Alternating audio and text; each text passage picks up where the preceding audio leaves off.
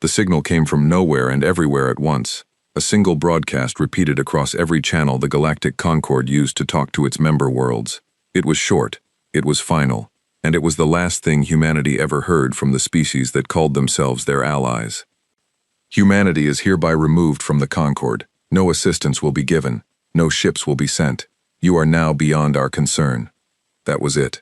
No explanation. No warning. Just a cold, clean cut, like a surgeon removing a tumor they were afraid might spread. Admiral Sarah Chen stood on the bridge of the ESV Resolute, staring at the message scrolling across the main screen for the third time. Around her, the bridge crew had gone silent, not the silence of shock, though there was plenty of that. This was the silence of people doing math in their heads, fast math, the kind that decided whether you lived or died. "Confirm the source," Chen said. Her voice did not shake. She would not let it shake. "Confirmed, Admiral," said Lieutenant Okafor from the comm station. "It's from the Concord Central Authority. Verified encryption. Verified signature. This is real." "And the reason?" Okafor hesitated. "There isn't one given, just the order." Chen turned to her science officer, a woman named Priya Raman who had spent the last decade studying alien biology and Concord politics in equal measure. "Priya, talk to me. Why now? Why us?" Raman pulled up a star chart on her console, 3 systems glowing red near the edge of explored space. "The Velkari border conflict. We've been escorting refugee convoys through contested space for 6 months. The Velkari hegemony has been threatening retaliation against any species that interferes. And the Concord decided we weren't worth the fight," Chen said. "That's my read, yes." Silence again. Then a young ensign at navigation, barely 2 years out of the academy, spoke up without being asked. "Admiral, with respect, what are we going to do?" Chen looked at the young man. His name was Tomas Reyes, and he had a habit of asking the questions everyone else was too scared to say out loud. She liked that about him. "We're going to find out exactly how alone we are," Chen said, "and then we're going to decide what that means." 3 light-years away, on Earth, the news hit like a hammer. The United Earth government had built its entire defense doctrine around Concord membership for the last 40 years. Humanity had joined the galactic community eager and hopeful, a young species among ancient ones, grateful for the technology, the trade routes, the protection from threats they barely understood. Concord membership meant safety. It meant humanity was not alone in a galaxy full of things that could erase a civilization without much effort. Now that safety net was gone, and gone with no warning. In the underground command center beneath what used to be Geneva, President Amara Okonkwo sat through 6 hours of emergency briefings without once leaving her chair. Generals, diplomats, scientists, each one brought worse news than the last. "Our fleet cannot match a single Velkari battle group," said General Marcus Webb, head of Earth Defense Forces. He did not sugarcoat it, because Okonkwo had told him from day one she did not want sugar. "We have maybe 200 capital ships total, scattered across colonies and trade routes. The Velkari alone field over 1,000, and they're not even the most dangerous species out there. They're just the closest. What about the other Concord members? Surely some of them remember what we did for them," Okonkwo said. "The Thessaly evacuation, the plague cure we shared freely instead of selling it. We have allies." Webb's expression did not change. "We reached out to all of them in the last 6 hours. Every single one declined to respond, or responded with a polite refusal to get involved. They're scared, Madam President. If the Concord turned on us, they're worried they could be next. Nobody wants to stick their neck out." Okonkwo closed her eyes for a moment. When she opened them, something had hardened behind them. "Then we don't wait for anyone to stick their neck out for us. We protect our own. Madam President, with the forces we have." "I'm not talking about winning a war with the forces we have, General. I'm talking about what we do next. Convene every shipyard director, every colony governor, every scientist, with a security clearance above level 4. We meet again in 12 hours. I want options, not problems." The order rippled outward across human space within a day. Every colony, every outpost, every ship received the same transmission. The Concord had abandoned them, and Earth was now standing alone. On New Shenzhen, a mining colony on the edge of the Velkari border, the reaction was not panic. It was something else entirely.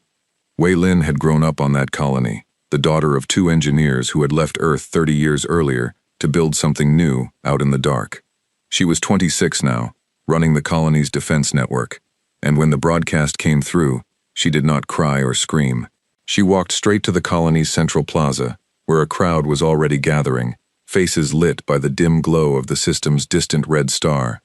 "They think we're done," she said, standing on the steps of the colony hall, her voice carrying across the silent crowd. "They think because nobody's coming to save us, we're going to lie down and die quiet." Nobody answered. They were listening. "My parents built this colony with their hands.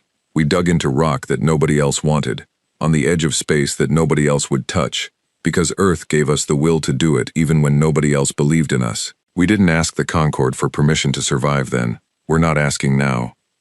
A murmur ran through the crowd, something between fear and resolve, the two feelings tangled together in every throat. "So here's what we're going to do," Waylon continued. "We're going to fortify. We're going to build. We're going to remember that humanity has never once, not one single time in our entire history, needed someone else's permission to keep fighting." The crowd's silence broke into something louder. Not a cheer, not yet, but a sound that carried weight, the sound of people deciding together that they would not go quietly. Back on the Resolute, Admiral Chen received new orders 3 days later. They came not from the Concorde, who had washed their hands of Earth completely, but from Earth itself, under a new designation, the Unified Human Defense Initiative. The orders were simple, and they chilled her more than the original abandonment message had. Withdraw all human ships from contested space immediately.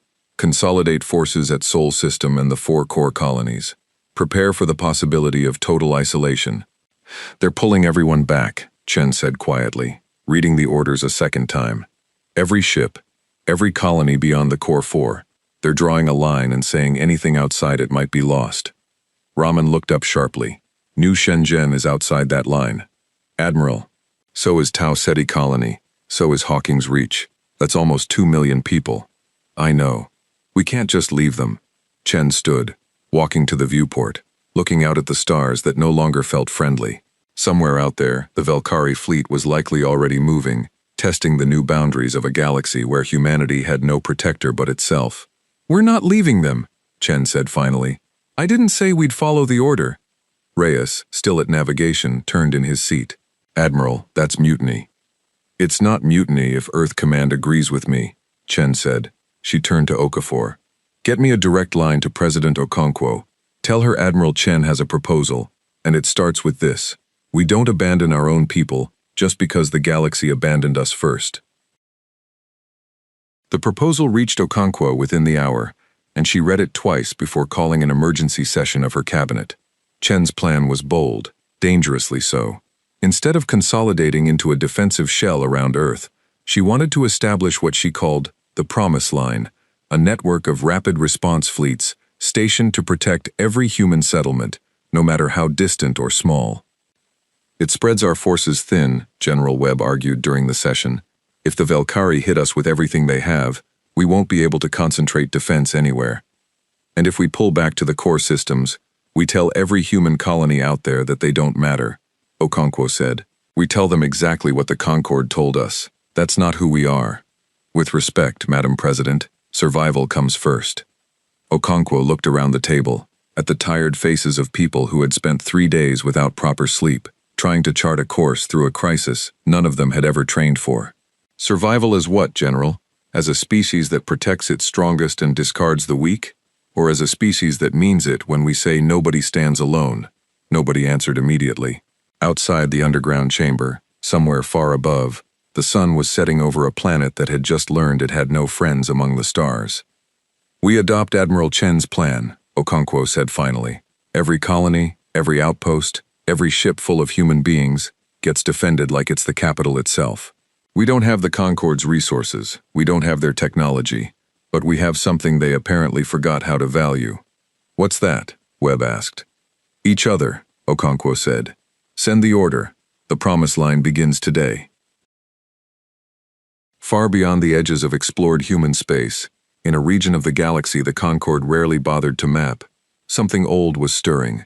It had felt the shift in the balance of power, the sudden withdrawal of protection around a small, struggling species that called itself humanity. It had been waiting a long time for an opportunity like this. The Velkari hegemony was not the only threat in the dark. It was simply the closest one, the first domino in a line that stretched back into history humans had never been told about. History the Concord had kept hidden for reasons of their own. Humanity did not know yet what was coming. They only knew they were alone, and that the galaxy expected them to fall. What the galaxy did not understand, what it had never bothered to learn in its decades of polite alliance with Earth, was that humans had a very particular relationship with being told they were doomed. They tended to disagree. On 100 worlds and 1,000 ships, the message went out and took root in human hearts. No one was coming to save them, so they would save themselves, and each other, and anyone who could not save themselves alone. The promised line had begun. The galaxy had no idea what it had just unleashed. The Velkari battle group reached the edge of New Shenzhen's system 11 days after the Concord cut humanity loose. 23 warships, sleek and black, moving in formation that spoke of decades of practiced war. They did not announce themselves. They did not need to. Their sensors had already mapped the colony's defenses, and what they found made the Velkari commander, a war-bred officer named Trega Voss, almost laugh. 12 defense platforms, outdated shield generators, a single squadron of patrol craft that would have struggled against a determined pirate raid, let alone a hegemony war fleet. "This will not take long," Voss said to his second-in-command, watching the sensor display from the bridge of his flagship, the Hollow Talon. "Signal the colony. Tell them to surrender their mining operations and their territory, or we reduce the colony to debris." The signal went out. On New Shenzhen, in the colony's command center buried 300 meters beneath the surface, Wei Lin received it with a tightness in her chest that she did not let show on her face. "They want surrender," she said to the room. "Full territorial concession, or they open fire in 1 hour." Around her, the colony's defense council looked at each other with the particular fear of people who knew exactly how outmatched they were. New Shenzhen had 40,000 residents. It had no military to speak of, just civilian engineers and miners who had spent the last 11 days bolting together whatever defenses they could improvise. "We don't have a choice," said one of the council members, an older man named Director Okonjo. "We surrender. We survive to fight another day." "And then what?" Wei Lin asked. "They take the colony, they take the mining output, they take whatever they want from 40,000 people who can't fight back. That's not surviving, that's just dying slower." Before Okonjo could respond, the comm board lit up with an incoming transmission, not from the Velkari fleet, but from somewhere deeper in human space. Wei Lin answered it, and Admiral Sarah Chen's face appeared on the screen, calm and sharp-eyed. "This is the ESV Resolute, leading Task Force Hammer, 3 hours out from your position," Chen said. "Do not surrender. Do not negotiate. Hold your defenses and buy us time.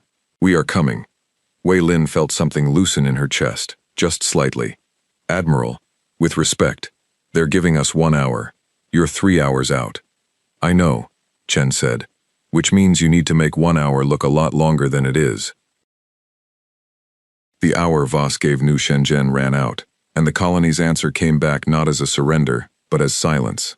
Voss took the silence as defiance, which it was, and ordered the Hollow Talon to open fire on the colony's outer defense platforms. What he did not expect was the resistance. New Shenzhen's defenses had been quietly upgraded in the 11 days since the abandonment, not by any official military supply chain, since there hadn't been time for that, but by the colony's own engineers, working without sleep, repurposing mining equipment into makeshift weapons.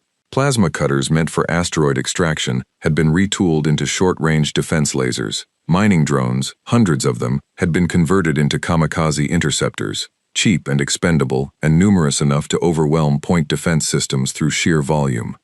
The first wave of Velkari fighters hit a wall of drone swarms that no sensor reading had predicted, and 3 fighters went down in the opening exchange. Voss, watching from the Hollow Talon's bridge, felt his confidence crack just slightly. "Recalibrate point defense for the drone pattern," he ordered, "and bring the capital ships in closer. End this." The capital ships moved in, and New Shenzhen's outer platforms began to fail one by one under their fire, but the colony did not break. Every platform that went dark, the engineers had already wired with self-destruct charges, turning the wreckage itself into a hazard field that slowed the Valkyrie advance even further. Wei Lin stood in the command center, watching the battle unfold on the main display, her hands steady on the console even as the platforms she had helped build went dark one after another. "They're burning through our defenses, but they're burning through their own ammunition and patience too," she said to the room. "Every minute we hold, we're buying the fleet more time to arrive. Keep the drones moving, keep the wreckage field active. We don't need to win, we need to survive." 2 hours and 40 minutes after the first shot was fired, Task Force Hammer dropped out of slipspace at the edge of the system, 12 ships strong, far smaller than the Valkyrie force but moving with a speed and precision that suggested they had not come to negotiate. Admiral Chen's voice came across the open channel to the entire battle space, Valkyrie and human alike.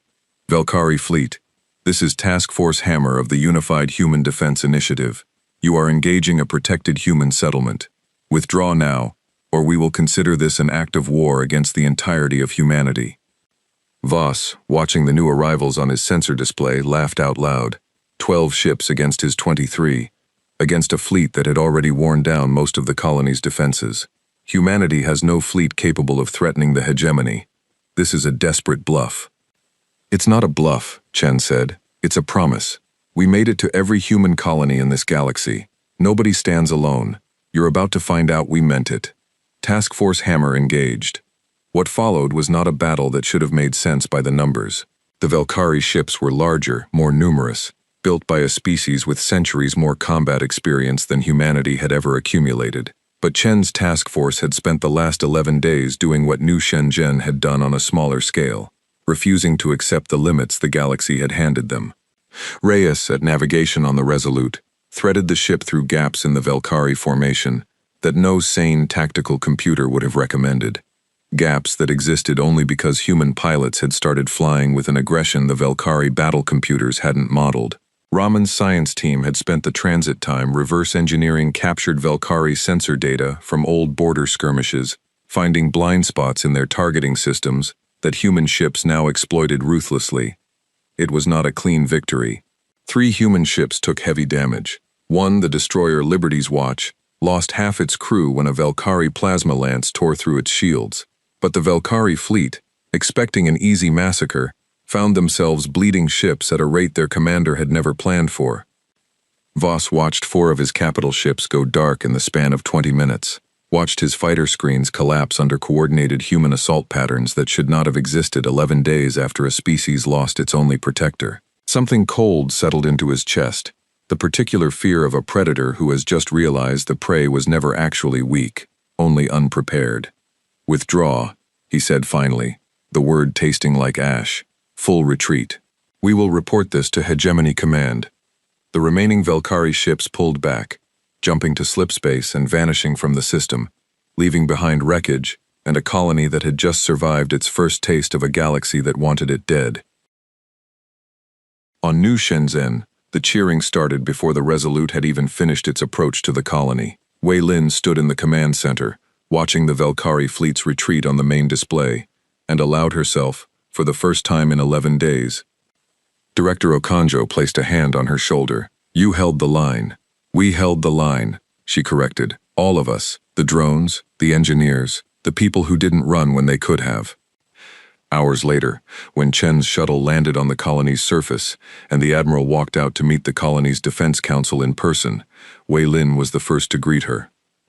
"You actually came," Wei Lin said, still half in disbelief. "I told you we would," Chen said. "The promise line isn't a slogan. It's the only thing we have left that the galaxy can't take from us. Every colony, every ship, every person. We don't leave anyone behind.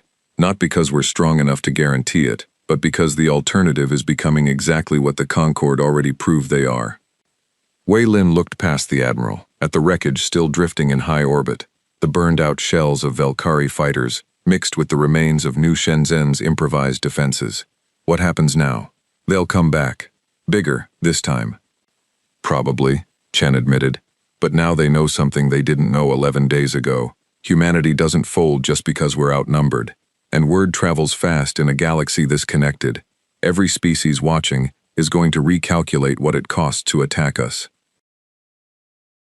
News of the new Shenzhen engagement spread through the Valkyrie hegemony within days, and from there, through trade channels and diplomatic back channels, to the rest of the Concord. The reaction was not what Earth expected. In the Concord Central Authority, a towering structure of glass and light orbiting the species' founding world, representatives gathered in emergency session to discuss what had happened. The Valkyrie ambassador, a being named Korsun, addressed the chamber with barely restrained fury.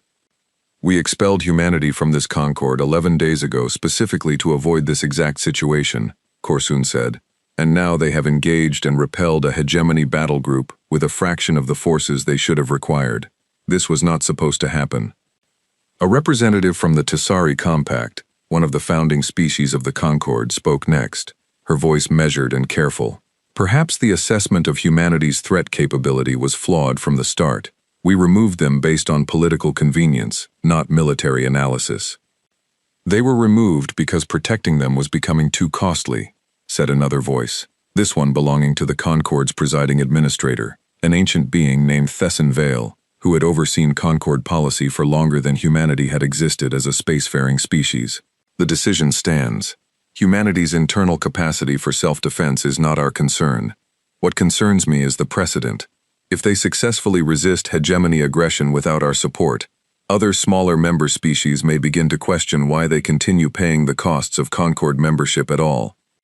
The chamber fell quiet at that, the real fear finally spoken aloud. It was never really about humanity's safety. It was about control, about the Concord's grip on the smaller species who depended on it, a grip that a successful independent humanity threatened to loosen. "Then we make certain this does not become a pattern," Korsun said. "The hegemony will return to New Shenzhen with overwhelming force. This time, there will be no survivors to inspire anyone else's defiance." Back in Sol System, President Okonkwo received the full battle report from Admiral Chen alongside an intelligence briefing that made her blood run cold. Concord communications, intercepted through channels Earth still maintained from its years of membership, suggested the hegemony was already planning a second assault on New Shenzhen, this time with a force 5 times larger.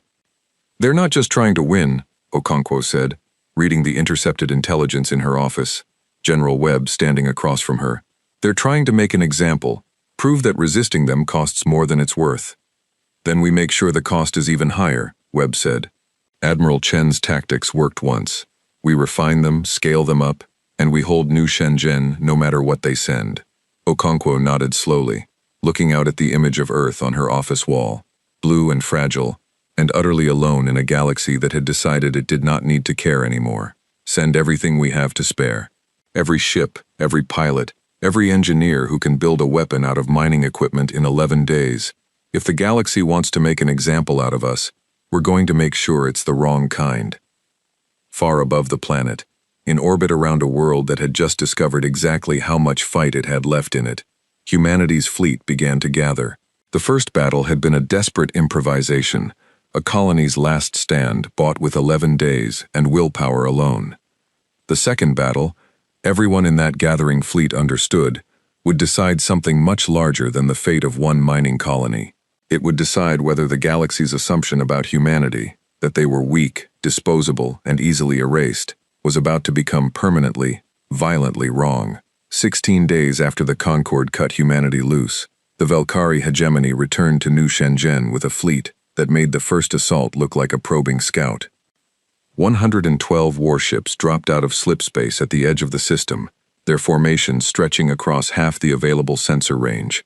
Among them, 3 vessels the hegemony had never deployed in a border conflict before, dreadnought-class carriers, each one capable of fielding enough fighters to blot out a sky.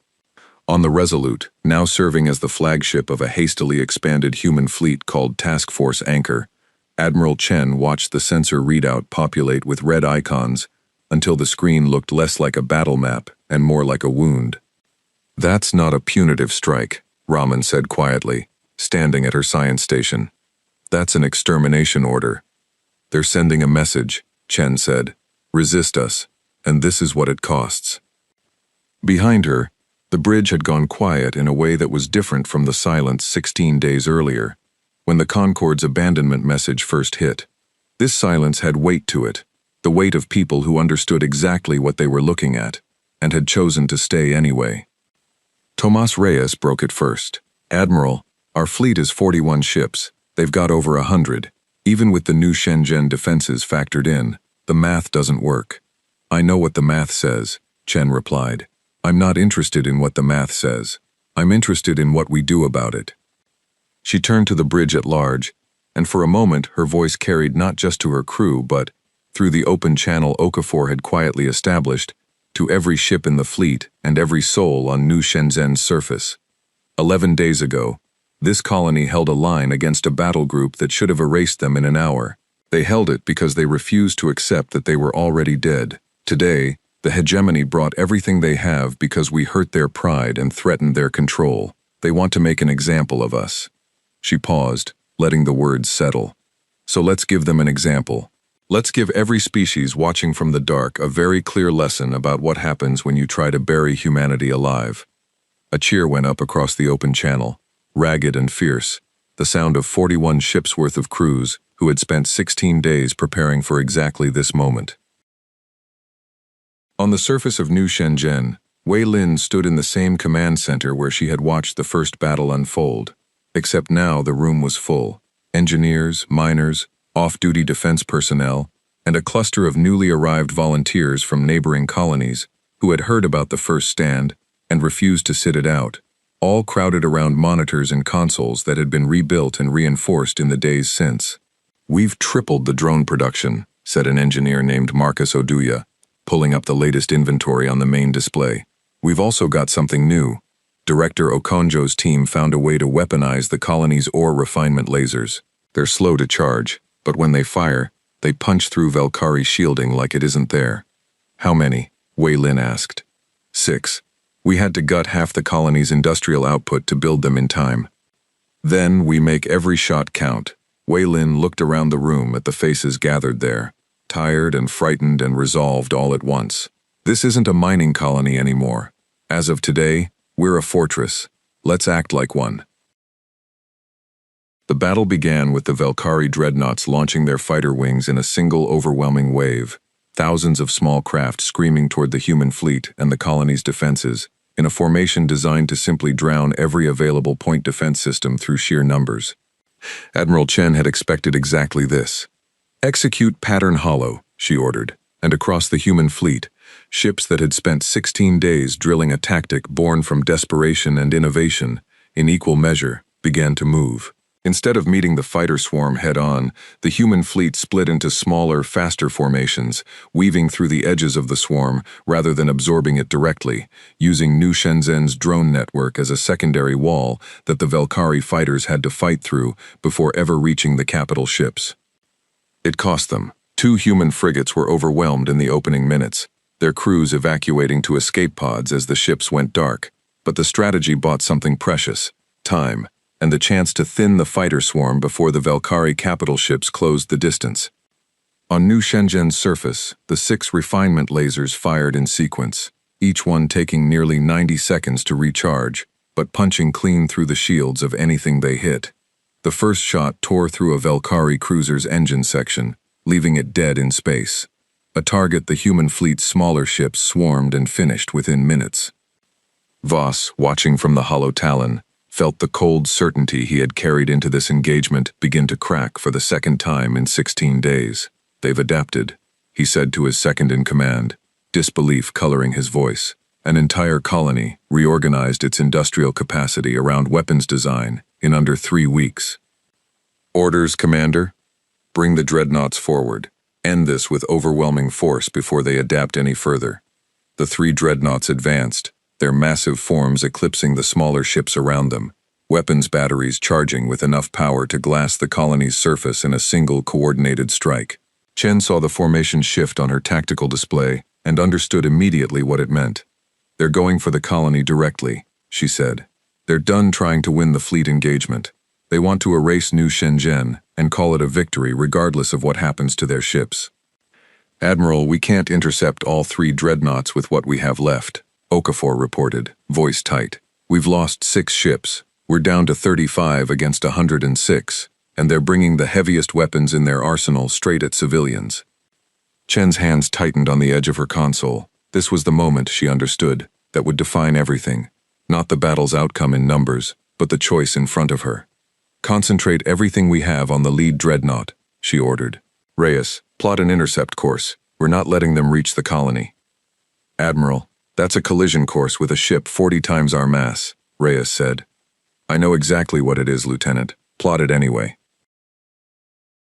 What followed would be studied by tacticians across human space for generations afterward, not because it was elegant, but because it was the rawest possible expression of a species refusing to let the people it had promised to protect become a statistic. The Resolute, along with 11 other human ships, drove directly into the path of the lead Velkari dreadnought, weapons fire concentrated with a precision born of shared desperation rather than superior technology. The dreadnought's shields, designed to withstand sustained bombardment from dozens of smaller craft over time, had never been tested against this kind of focused, immediate assault. The shields failed 40 seconds before the dreadnought's main weapons batteries would have fired on New Shenzhen's surface. The second wave of human fire tore into the dreadnought's exposed hull, and Voss watched in real time as the ship that was supposed to end this conflict in a single devastating strike instead began to die, internal explosions rippling along its length as critical systems failed one after another. On New Shenzhen, Wei Lin watched the dreadnought's destruction on the command center's main display, the massive ship breaking apart in a silent, distant fireball that nonetheless felt close enough to touch. Around her, the room erupted, not in celebration yet, because the battle was far from over, but in something fiercer, belief. They held it, Marcus Oduya breathed. They actually held it. It's not over, Wei Lin said, though her own voice carried the same disbelief. 2 more dreadnoughts incoming. Keep the refinement lasers cycling. We're not done. Voss, watching his flagship's sensors confirm the loss of the lead dreadnought, felt something he had not expected to feel against a species the hegemony had dismissed as soft and dependent for decades. Respect, twisted and bitter, mixed with something closer to fear. Pull the remaining dreadnoughts back, he said finally. Concentrate fighter screens. We finish this with attrition, not a single overwhelming strike. They cannot have anticipated everything. But the human fleet, bloodied and reduced to barely 30 ships, had found something in the destruction of that dreadnought that no amount of Velkari recalibration could counter. Momentum. Every ship that remained fought with the knowledge that the impossible had already happened once today. It could happen again. The battle ground on for 3 more hours, brutal and costly on both sides. Human casualties mounted. 3 more ships were lost, including the destroyer Hope's Anchor, whose entire crew Chen had personally promoted from cadets only 8 months earlier. But for every human ship lost, the Velkari fleet bled more, their numerical advantage eroding under the relentless, coordinated resistance of a species that simply refused to accept the outcome the math had predicted.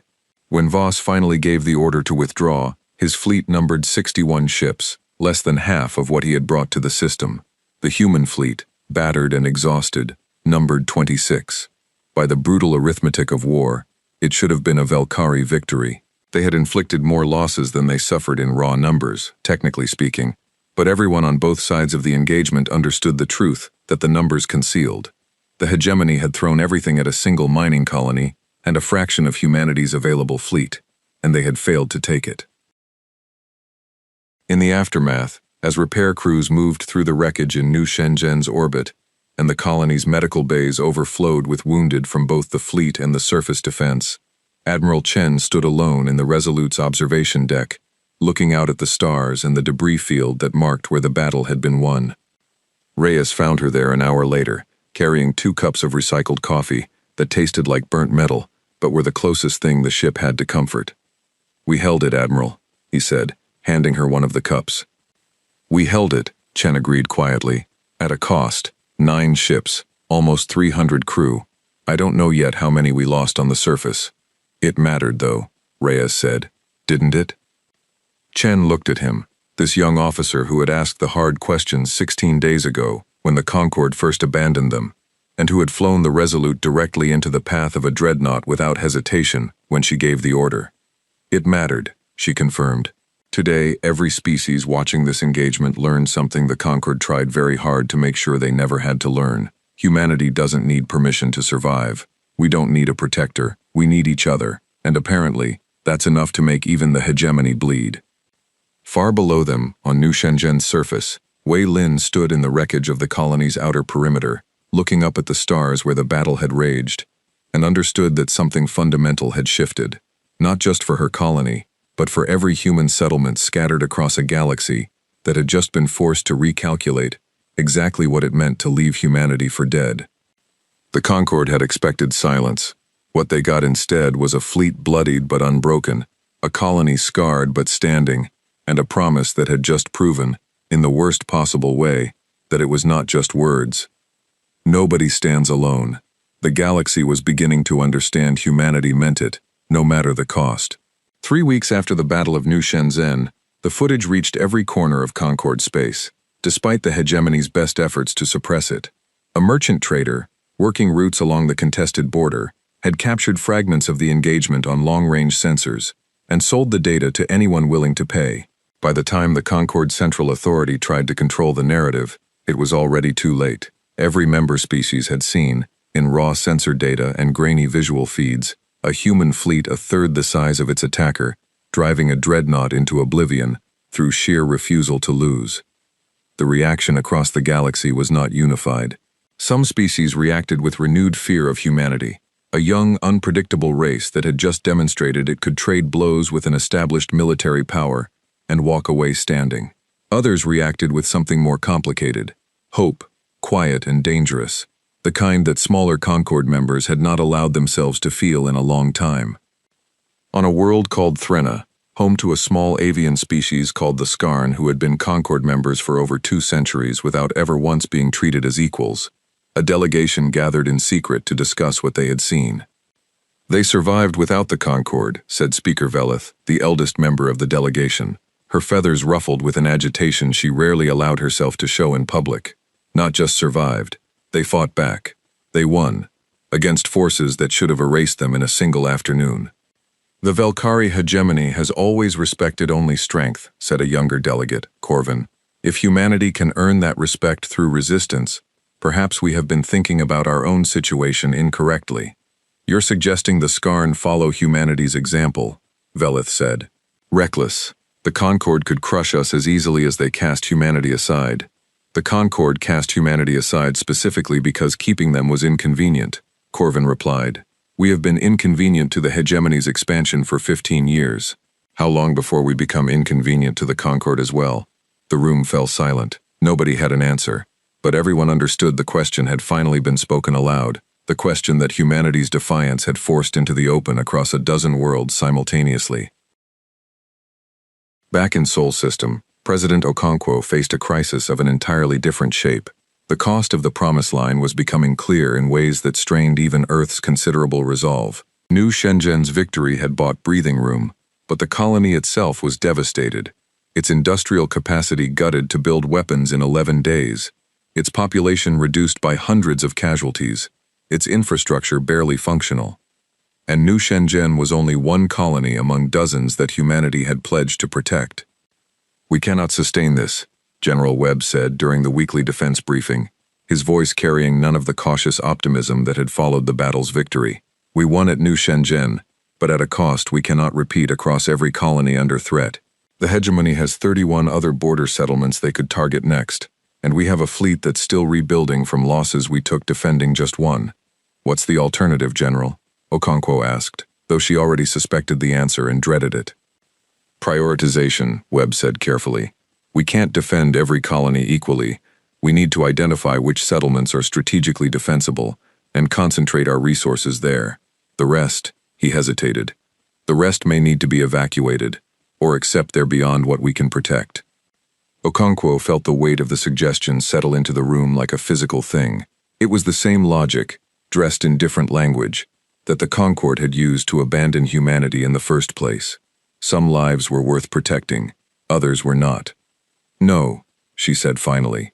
Madam President. I said no, General. We made a promise, not a conditional one, not a when convenient one. If we start sorting our own people into worth saving and worth abandoning, we've already lost, regardless of what happens militarily. We become exactly what we're fighting against. Webb's jaw tightened, but he did not argue further. He had served long enough to recognize a decision that would not be unmade through debate. Then we need another path, Okonkwo continued. Not more ships, not yet. We don't have the shipyards to build them fast enough. We need allies, real ones, not the kind that abandon you the moment it becomes inconvenient. The Concord has made it clear nobody is willing to risk hegemony retaliation by openly supporting us, Webb said. Openly, no, Okonkwo agreed. But I don't think every species in that Concord agrees with the decision to cast us aside. New Shenzhen proved something to the galaxy.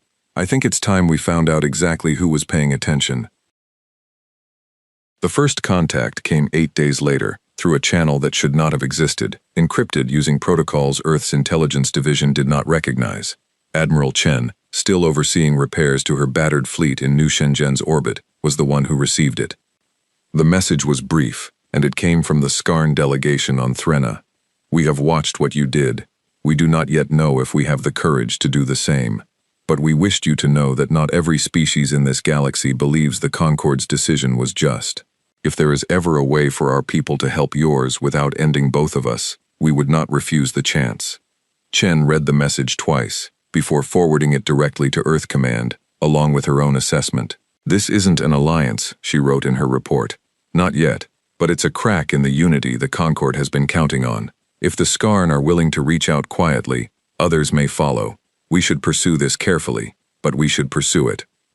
Okonkwo agreed, and within days, quiet diplomatic channels opened between Earth and a handful of smaller Concord species, none willing to declare open support, all of them watching humanity's continued resistance, with an interest that had not existed 3 weeks earlier.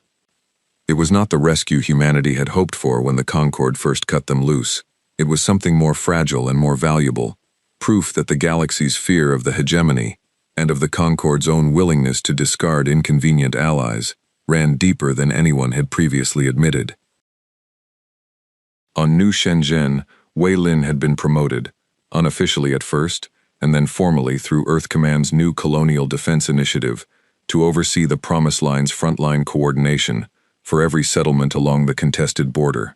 It was a role she had never trained for and had not asked for, but the colony's survival had marked her as someone who understood, in practical terms no military academy could teach, what it took to hold a line that should not have held.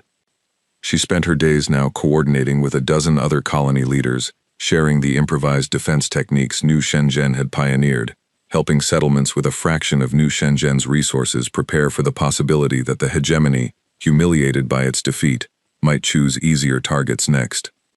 It was during one of these coordination calls that she first heard from Hawking's Reach, a small research colony 3 systems away that had been on Earth Command's list of settlements potentially too remote to defend. "We don't have your industrial capacity," said the colony's administrator, a tired-looking man named Dr. Felix Adeyemi. "We're a research station, not a mining operation. We don't have the equipment to convert into weapons the way you did." "What do you have?" Wei Lin asked. "Data," Adeyemi said. "Years of research into Velkari technology, gathered from monitoring border skirmishes, long before any of this started. We've never had a reason to share it because, frankly, nobody thought we were significant enough to bother protecting, so we kept our research close, hoping it might be valuable enough to make someone reconsider." Wei Lin felt something settle into place, the particular click of an idea that might actually matter.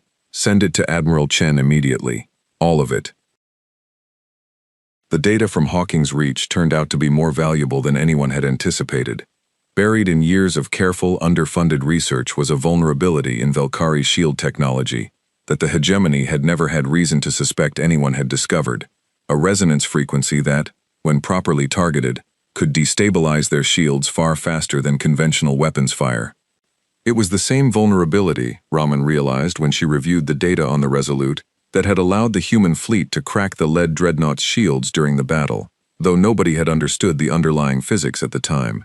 They had stumbled onto it through desperate trial and error. Hawking's Reach had found it through years of patient, unglamorous research that nobody had thought worth funding properly. "This changes everything," Raman told Chen, presenting the findings. "If we can refine our weapon systems to target this frequency directly, instead of relying on volume of fire, we level the playing field significantly. We don't need numerical superiority anymore, we need precision." Chen looked at the data, then at the report's origin. A colony that Earth Command had quietly considered indefensible, written off as a potential loss in the brutal calculations General Webb had proposed weeks earlier. A colony that, had Okonkwo agreed to that prioritization, might have been abandoned before it ever had the chance to hand humanity exactly the advantage it desperately needed. "Send my compliments to Dr. Adeyemi," Chen said, "and make sure Hawking's Reach gets priority defense resources from this point forward. They just earned it." The discovery spread through Earth Command's defense network within days, and weapons engineers across human space began the painstaking work of retrofitting existing systems to exploit the newfound vulnerability.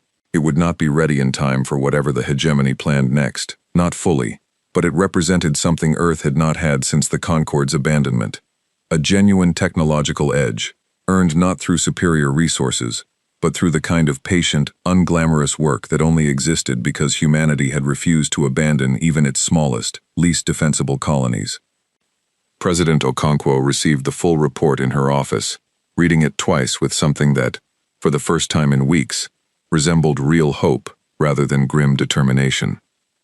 "If we had followed General Webb's prioritization plan," she said quietly to her chief of staff, "Hawking's Reach would have been on the list of colonies we couldn't justify defending.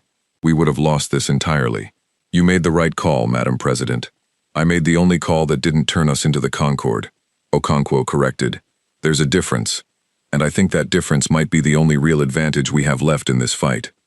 Far across human space, on 100 different worlds and ships, the promise line continued to hold, fragile and costly, built on a principle the galaxy's most powerful species had abandoned generations ago, that worth was not measured in strategic value or resource output, but in the simple, stubborn refusal to leave anyone behind.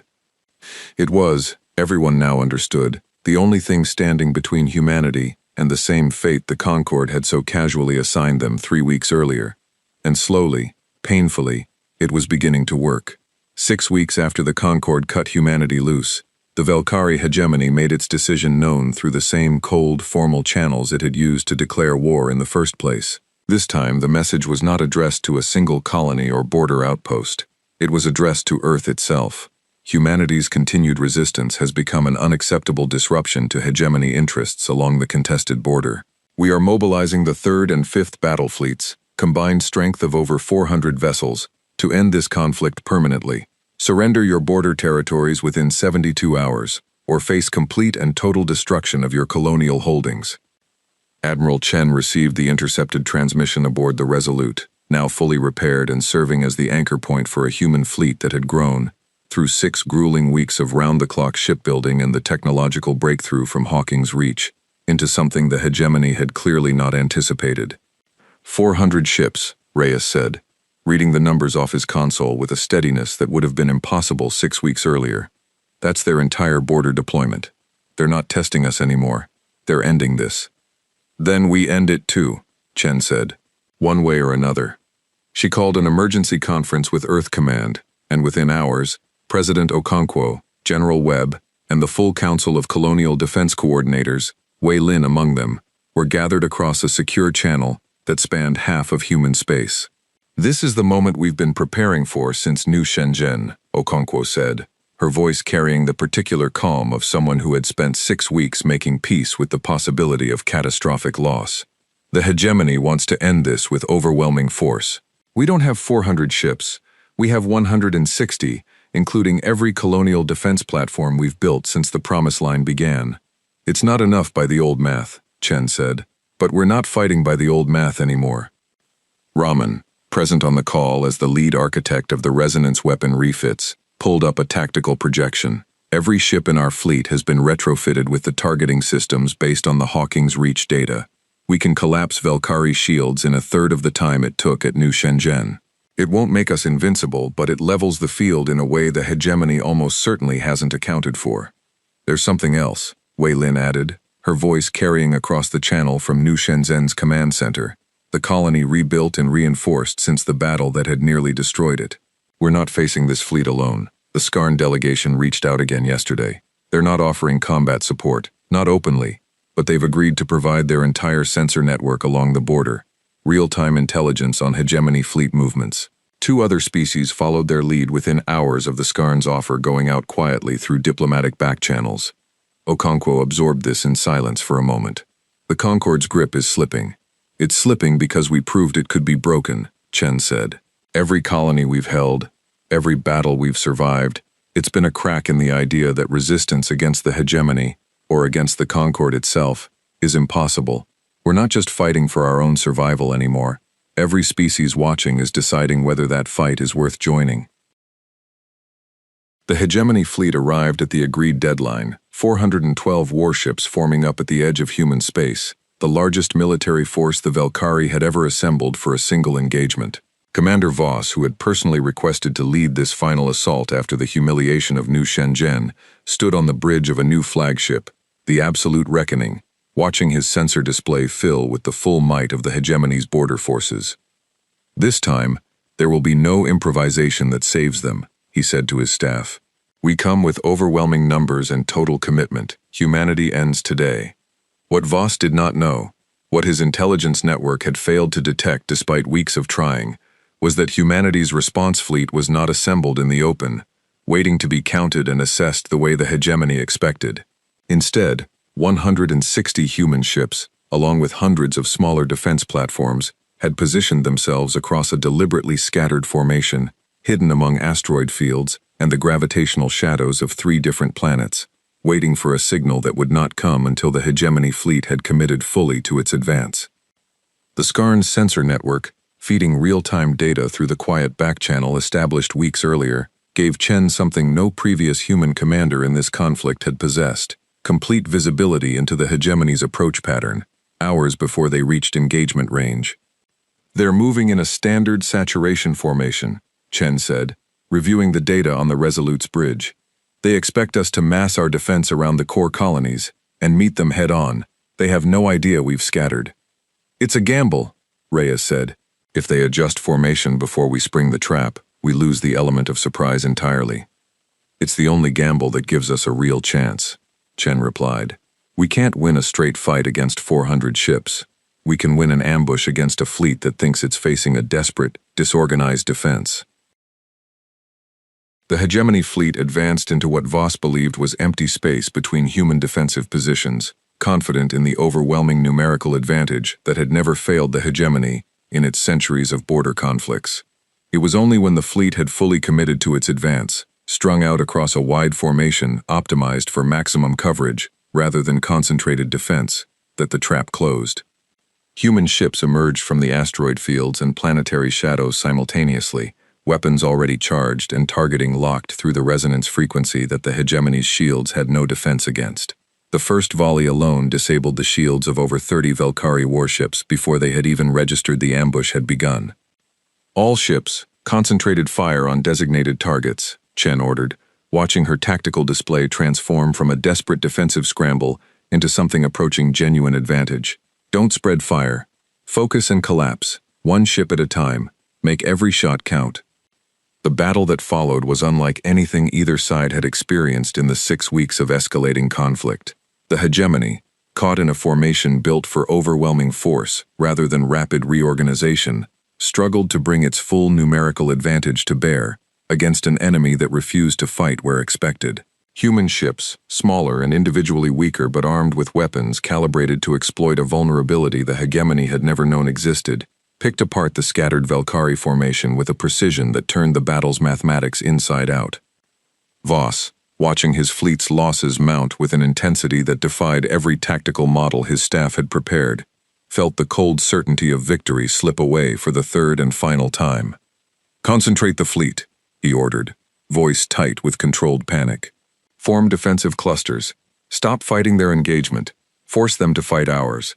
But the order came too late. The hegemony's scattered formation, designed to overwhelm a static defense, had become a liability against an enemy fighting a mobile, coordinated ambush. Ships that tried to regroup found themselves isolated and vulnerable, picked off by human formations that had spent 6 weeks training specifically for this kind of fluid, decentralized engagement.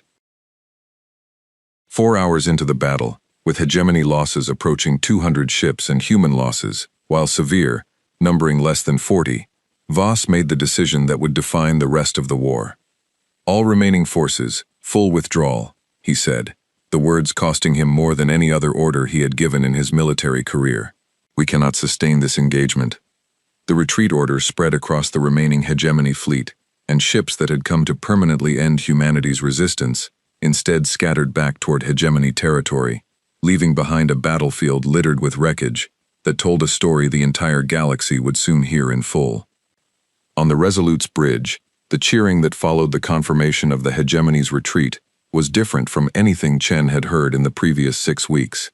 It was not the relief of narrow survival. It was something closer to vindication, the sound of people who had refused an impossible fate and found, against every expectation the galaxy had set for them, that refusal had been enough. "Admiral," Okafor said, voice thick with emotion he didn't bother hiding, "Earth Command is requesting a direct line. President Okonkwo wants to speak with you personally."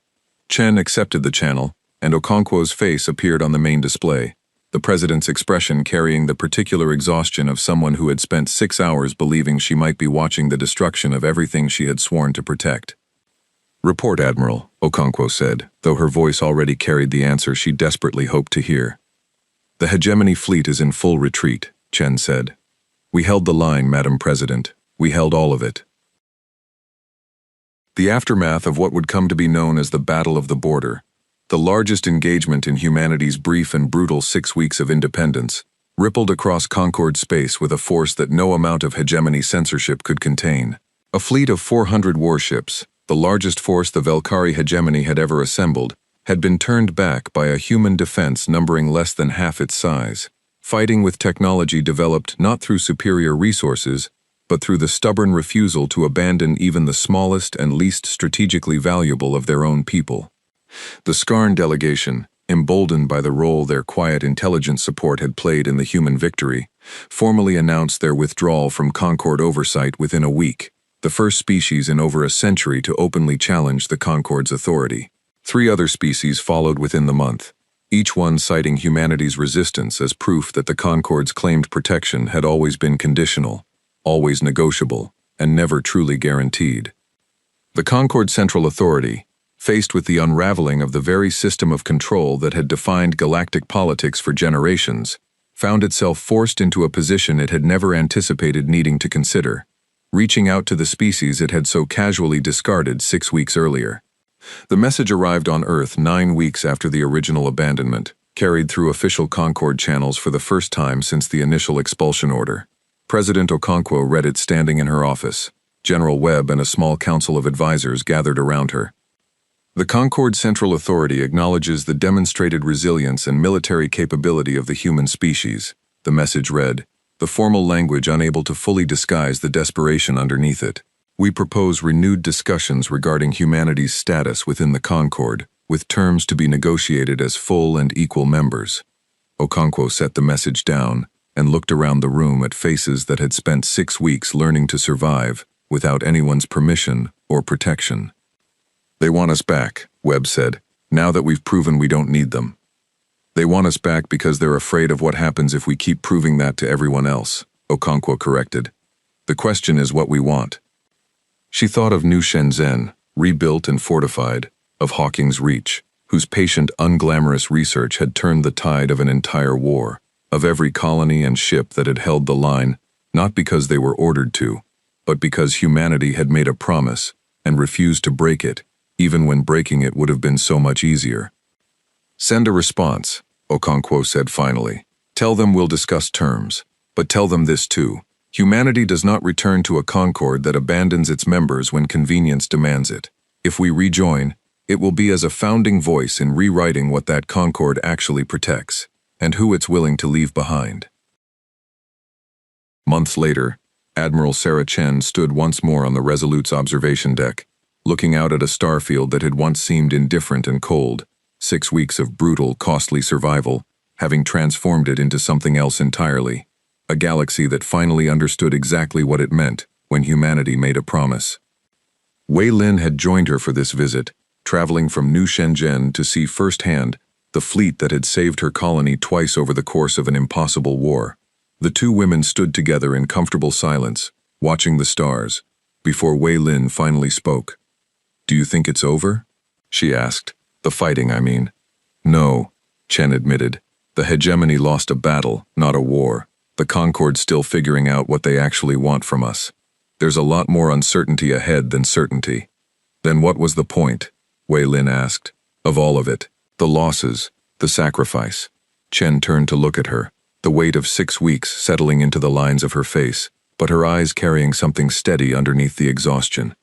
The point was proving something that should have always been true, she said.